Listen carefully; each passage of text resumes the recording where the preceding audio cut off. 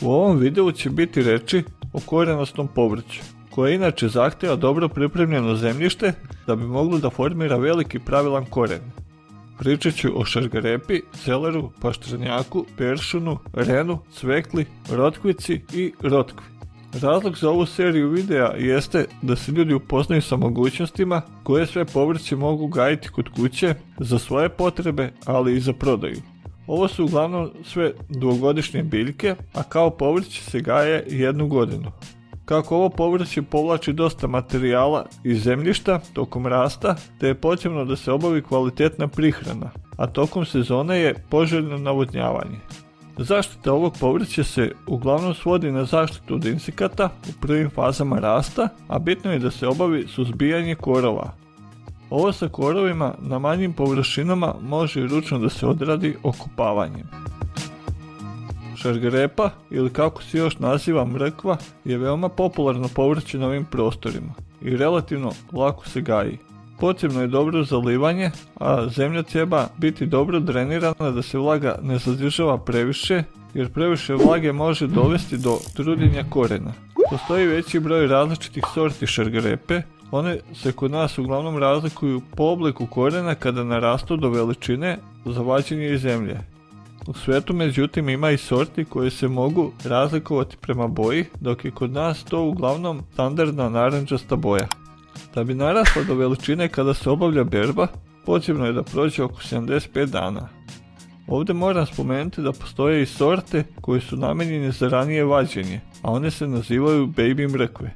Takve se koriste za pravljenje mješavina smrznutog povrća.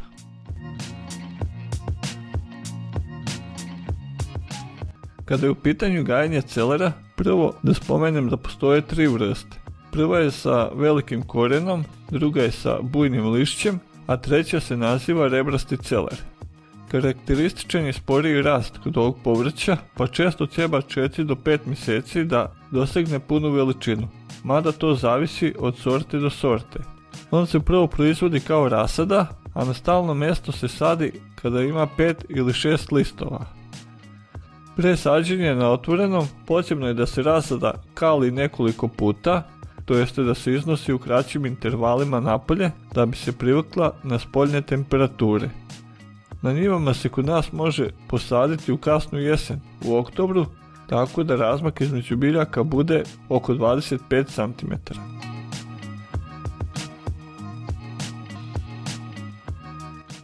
Paštranjak ima korenastu i lisnatu verziju. Kod ovog povrća treba obratiti pažnju na kupovinu semena, jer je osjetljivije na uslove čuvanja, a ako je malo lošijeg kvaliteta, slabije će biti i nicanje. Vreme dozrevanja paštranjaka je oko 4 mjeseca, ali treba biti pažljiv pri odabiru kada će se ono saditi. Ukoliko se požuri i setva se obavi ranije, neki zakasnjeli mraz može napraviti dosta problema. Seme se seje direktno u zemlju, mada za hobi poljoprivrednike je u opciji i proizvodnja rasada. Razmak među biljkama u jednom redu trebao bi biti oko 10 cm. Ovdje vas pozivam da napišete neki komentar i pitanje ukoliko imate u vezi ovog povrća.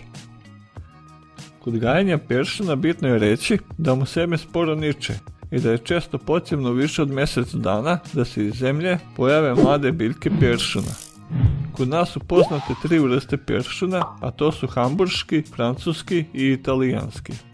Kad se seme kupuje u kesicama u poljoprivrednim apotekama, često se vodi kao peršun lišćar ili peršun korenaš. Setva se obavlja direktno u zemlju u proleće ili jesen. U jesen može da se sadi u oktobru ili novembru i prezimit će bez problema, a u proleće se može posaditi tokom marta ili aprila mjeseca. Dosta je dekorativan kada je u pitanju peršun lišćar, posadi su neke malo veće saksije, a ono što je kod njega zanimljivo jeste da ima značajno slabiji koren od onoga što se očekuje kad se ljudima spomene peršun. Razmnožavanje rena se obavlja reznicama koje se mogu saditi direktno u zemlju, tokom jeseni ili u rano proleće.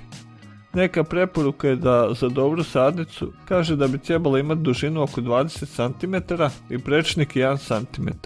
Prilikom pripreme za sadnju se postiče kretanje klica i kada se to dogodi, slijedi sadnja na dubini od oko 30 cm. Vađenje rena se obavlja nakon prvog mraza ili kasnije tokom zime sve do ranog proleća. Ovo je veoma cijenjeno povrće koje ima dosta jak ukus. On se nakon berbe očisti i nakon toga može da se narenda i usni, te se najčešće čuva u tom obliku. Pre upotrebe u ishrani se dosta često meša sa drugim sastojcima koji mu ublaže ukus i tako se poslužuje na trpezi. Korenovi rena se nakon vađenja često razvrstavaju u prvu, drugu i treću klasu. Ja sam Nikola Vejn, a ovo je kanal Poljo Info foruma. Cvekla se može razlikovati po obliku korenja, pa imamo loptaste, pogačaste i cilindrične. Dosta je zahvalna za gajenje, a da bi dospela do veličine za berbu treba oko 2 mjeseca. Iz tog razloga postoje 2 ciklusa kad se može saditi, u proleće i jesen. Od bolesti i štetočina se najviše kao problem spominju oni koji napadaju listove, na primjer od bolesti plamenjača, a od insekata buvači i lisne vaši.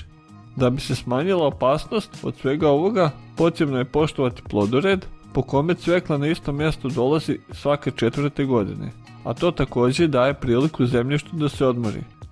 Nakon berbe se čuva u hladnijim prostorijama do nekoliko mjeseci bez većih problema.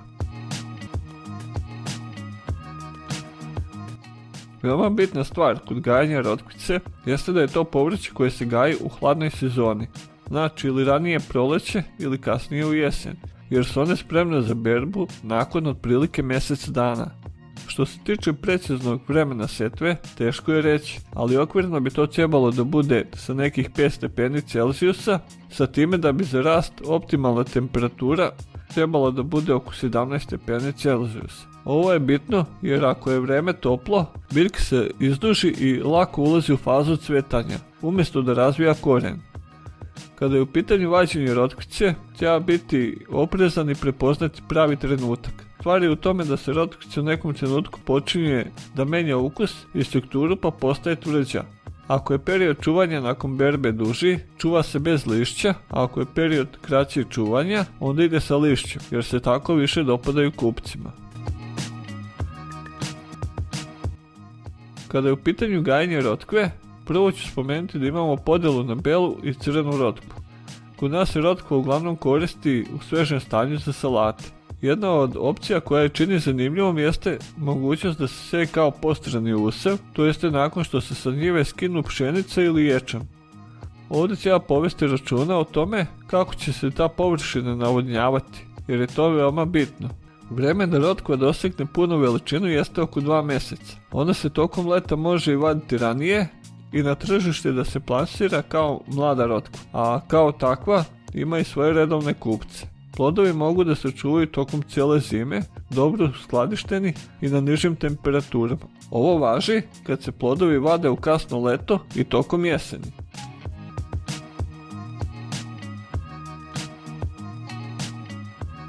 Ovim polako završavamo priču o korenastom povrću i pozdravljam vas do sljedećeg videa.